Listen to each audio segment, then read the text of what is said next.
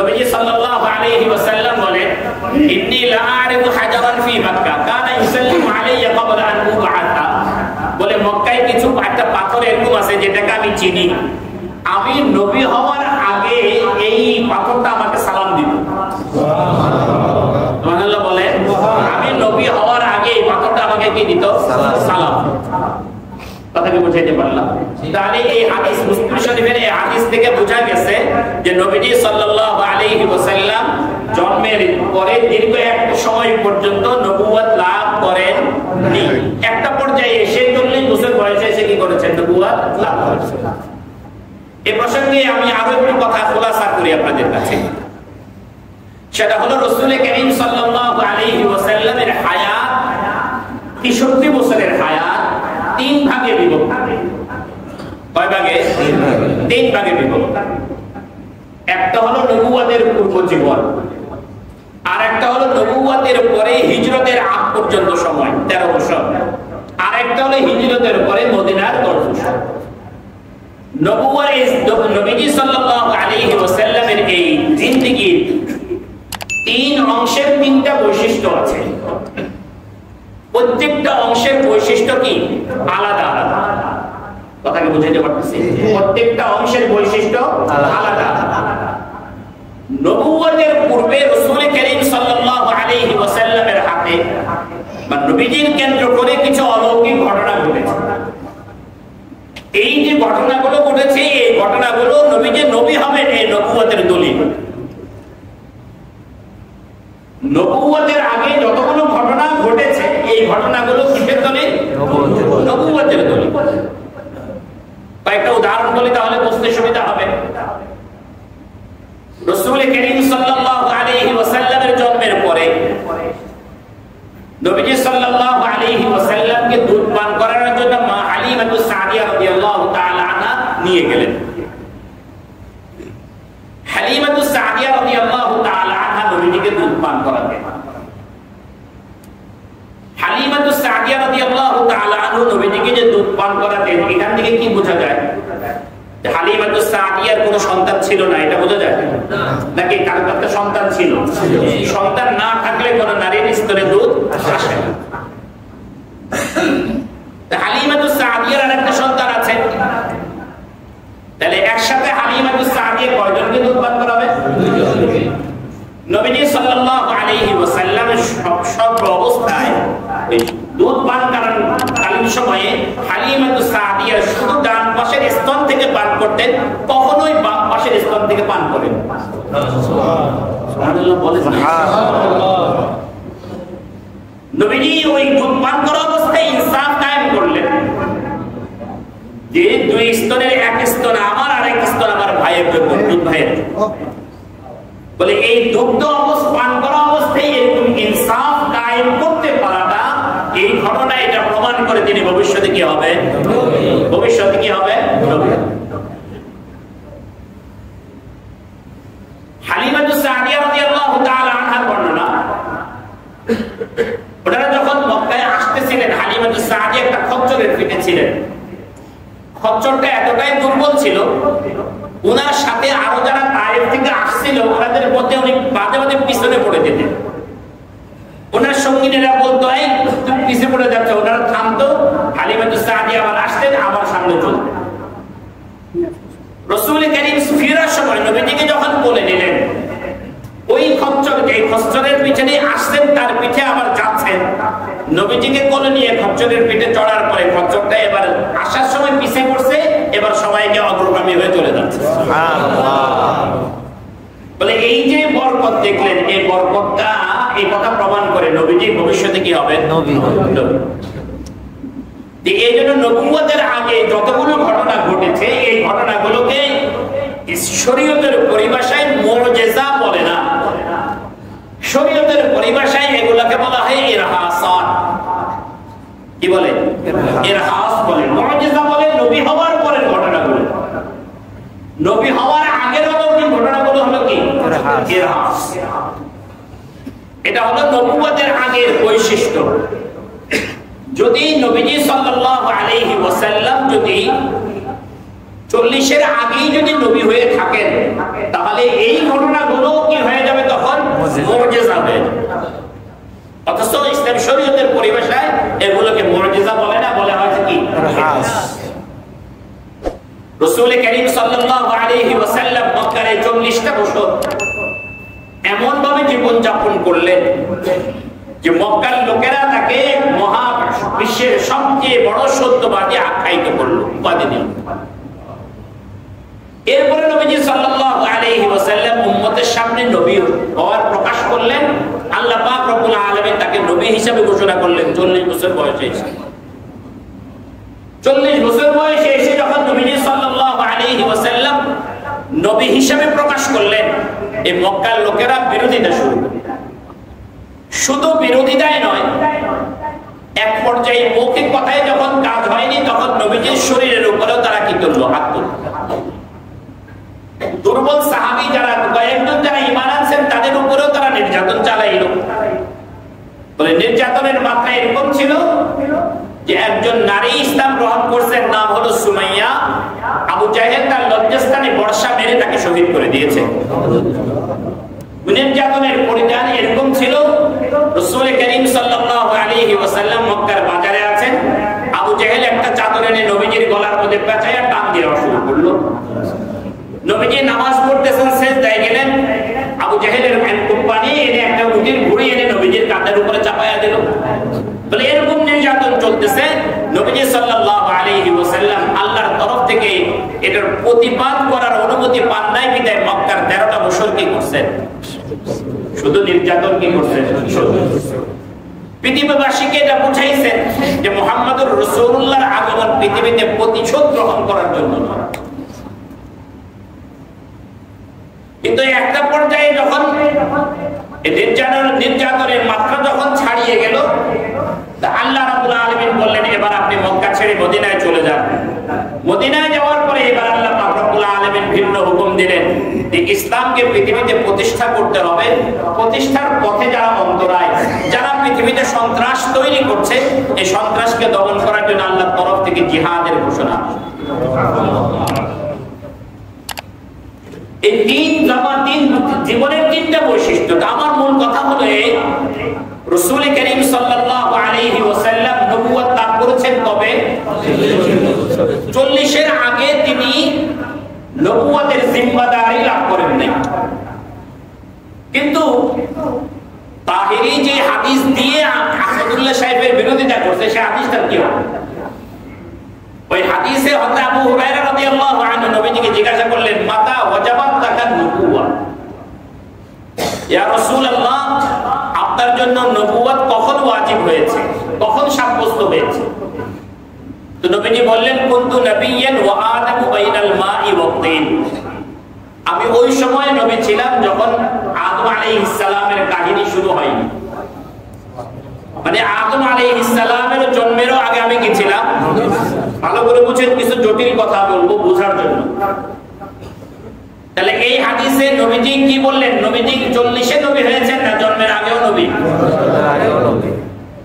এখানে তাহিরি যে ভুলটা করছে সেটা হলো ওয়াজাবাত এর তরজমা করতে ভুল করছে। মাতা ওয়াজাবাত লাকান নবুওয়া, এটা তরজমা যদি করা হয় আপনি কবে নবী হয়েছেন, তাহলে তরজমা ভুল।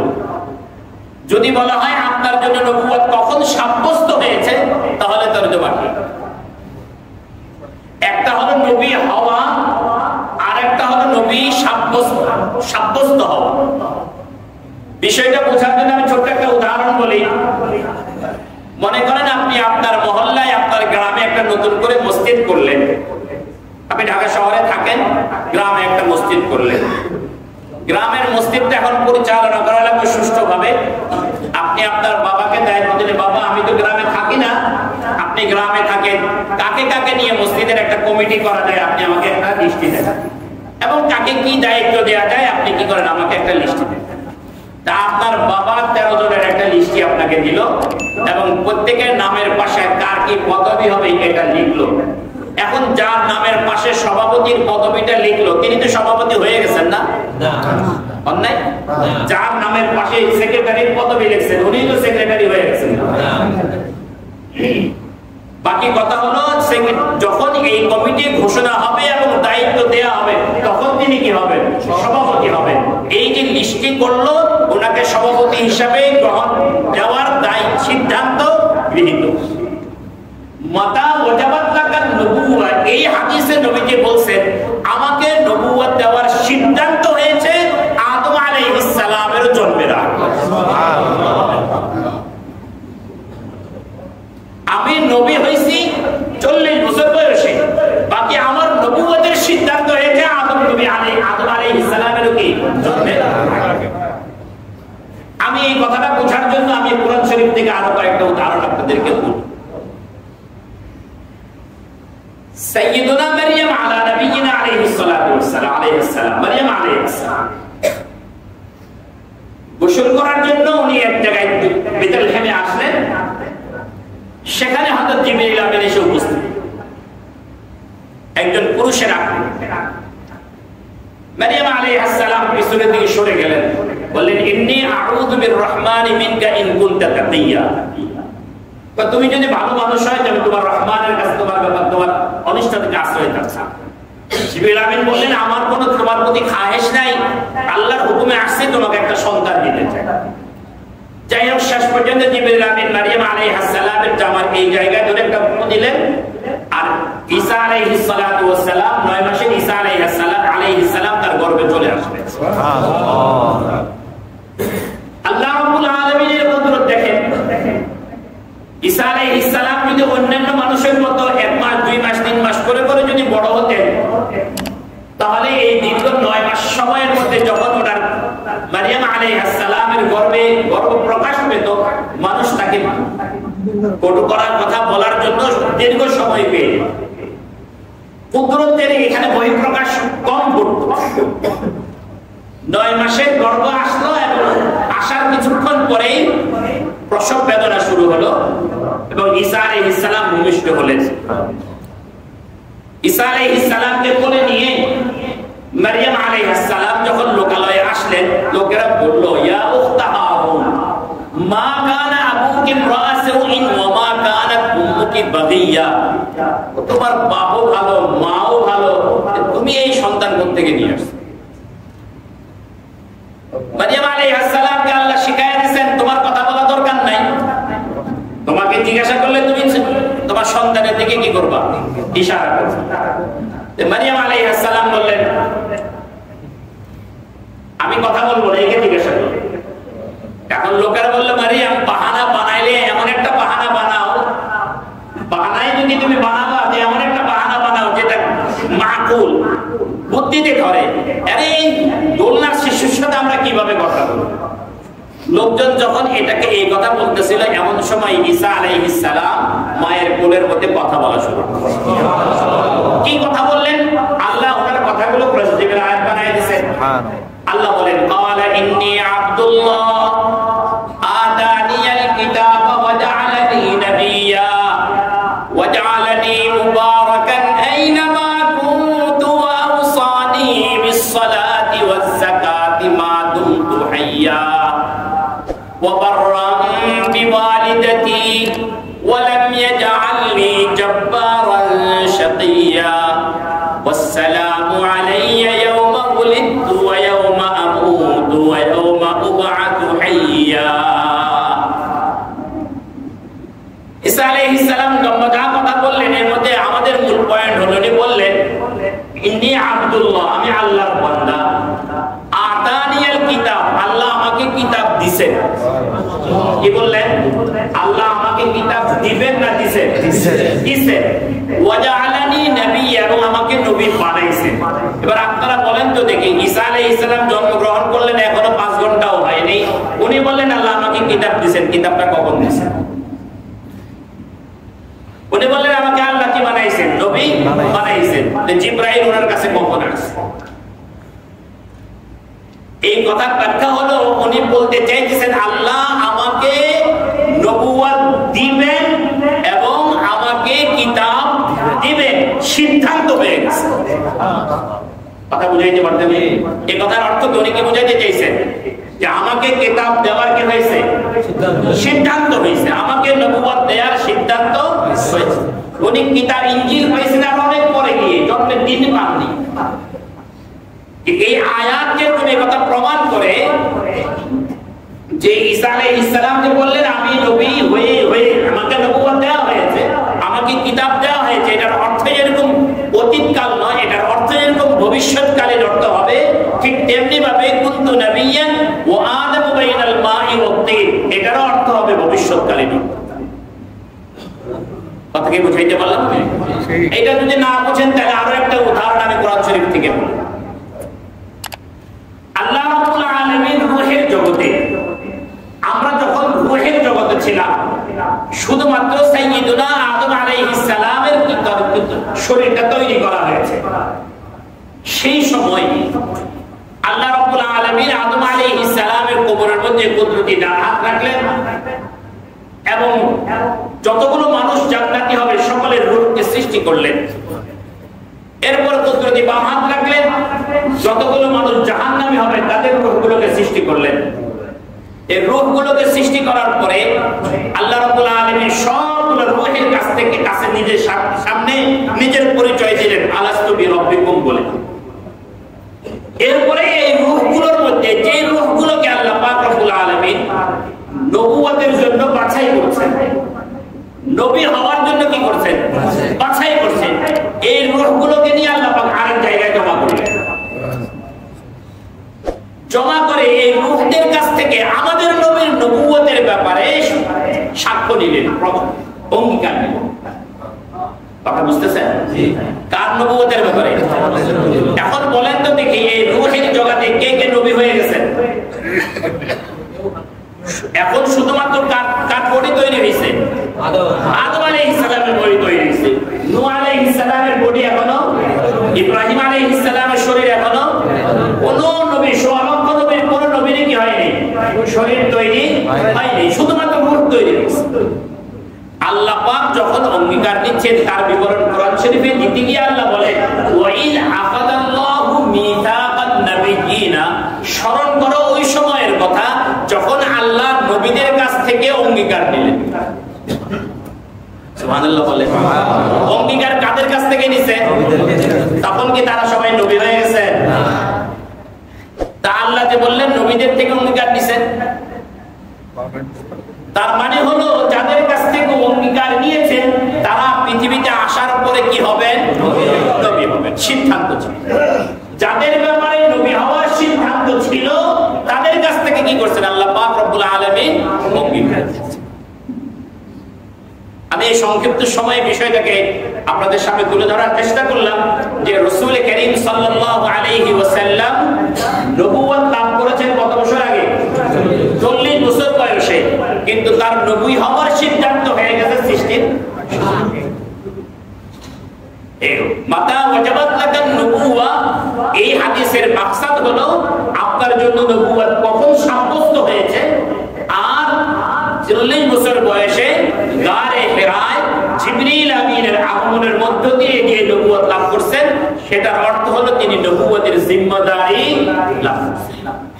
যদি আপাতত কিছু সময়ের জন্য যদি আমি বলি তাহিরির কথা ঠিক আছে, নবীজি নবী হয়ে জন্মগ্রহণ করছেন, তাহলে আল্লাহ কোরআন শরীফের মধ্যে বলেন আমি নবীদেরকে এই জন্য নবী বানাই যাতে উম্মত তার অনুসরণ করে। আমি নবীদেরকে এই জন্য নবী বানাই যাতে মানুষ কি করে? তাদের। তাহলে 40 বছর আগে নবীজি সাল্লাল্লাহু আলাইহি ওয়াসাল্লাম যে সকল কর্মকাণ্ড করেছেন ওই কর্মকাণ্ডগুলোকে আমাদের জন্য অনুসরণীয় কিনা? কথা বুঝাইতে পারি? আমার কথা বুঝছেন? নবীজি, আমরা বলছি নবীজি 40 বছর বয়সে কি করছেন? নবী হয়েছে। আর যদি তাহিরের কথা অনুসারে যদি কি হয়, নবীজি জন্মগ্রহণ করেছেন নবুয়তের জিম্মাদারি নিয়ে, তাহলে নবী হওয়ার 40-এর আগে নবীজির জিন্দেগীর যতগুলো আমল আছে এই আমলগুলো উম্মতের জন্য অনুসরণীয়। উম্মতের উলামায়ে কেরামের ঐক্যবদ্ধ সিদ্ধান্ত হলো 40-এর আগের কোনো আমল পালন করা উম্মতের জন্য আবশ্যকীয় নয়। 40-এর আগের কোনো আমল দ্বারা না ফরজ সাব্যস্ত হবে, না ওয়াজিব সাব্যস্ত হবে, না সুন্নতে মুআক্কাদা সাব্যস্ত হবে, না মুস্তাহাব সাব্যস্ত হবে, পুরোটাই সাব্যস্ত হবে। সুতরাং বিষয়টাকে বোঝা দরকার। জ্ঞান আরো বেশি একটু পড়ালেখা করা দরকার, আরো একটু বেশি জ্ঞান চর্চা করা দরকার। তবে ইনশাআল্লাহ এই জাতীয় ভ্রান্তি থেকে আমরা বেঁচে থাকতে পারবো।